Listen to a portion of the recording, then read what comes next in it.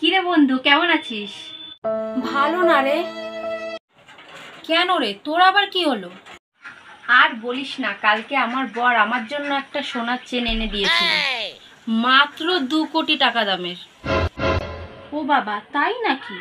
আমি তো ভেবেছিলাম একটা 4 কোটি টাকা দামের চেন নেব, কিন্তু কি আর করা যাবে, এখন আমার এই কম দামি চেনটাই পরতে হবে। যত সব ন্যাকামি। তা ভাই, তোর বর তো তোকে খুব ভালোবাসে বল। না রে, আমার বর আমাকে একদম ভালোবাসে না। ওই মাঝে মাঝে শুধু একটু দামি দামি গিফট দেয়, আর এই একটু একটু এদিক ওদিক ঘুরতে নিয়ে যায়। তা তুই যে বললি তোর বর তোকে ভালোবাসে না। বাসেই না তো, এই মাসে একবার বিদেশে ঘুরতে নিয়ে যায়, আর সপ্তাহে একবার রোমান্টিক ডিনার করলে কি ভালোবাসা হয়? ও বাবা, এতেও নাকি মন ভরে না। তা তোর বর তো তোকে অনেক ভালোবাসে ভাই। ওইটুকুতে আমার মন ভরে না ভাই। ঢং দেখলে আর বাঁচি না। ভাই জানিস, কাল আমি শপিং করতে গিয়েছিলাম, মাত্র 2 লাখ টাকার শপিং করেছি।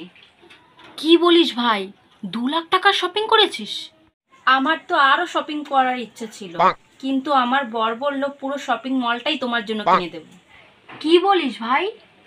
হ্যাঁ রে ভাই, আমার তো এরকম আরো অনেকগুলো শপিং মল আছে, আমার বর আমাকে কিনে দিয়েছে।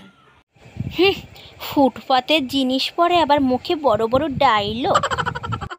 তা ভাই, তোর বর কি কাজ করে সেটা তো বললি না। আমার বরের নিজের ব্যবসা আছে, অনেকগুলো গাড়ি আছে, সেগুলোই ভাড়া দেয়। ও তাই নাকি? তা কালকে যে দেখলাম তোর বর একটা রিক্সা চালাচ্ছিল। ও কালকে কালকে তোর গাড়ির তেল শেষ হয়ে গেছিল, তাই তো কালকে রিক্সা করে বাড়ি ফিরছিল।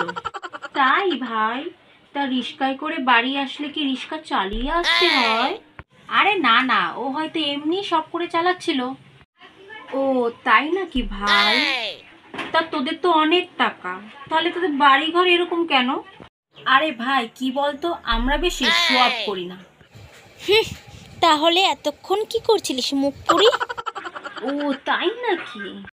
আচ্ছা আজ তাহলে যা, আমার বরের রিক্সা নিয়ে আসার সময় হয়ে গেছে। এই এই না না, মানে অফিস থেকে আসার সময় হয়ে গেছে। হ্যাঁ হ্যাঁ জানি, তোর বর আসছে কোন অফিস থেকে বাড়ি। তুই থাকলে যদি ধরা পড়ে যাস, তার জন্য আমাকে বাড়ি যেতে বলছিস না?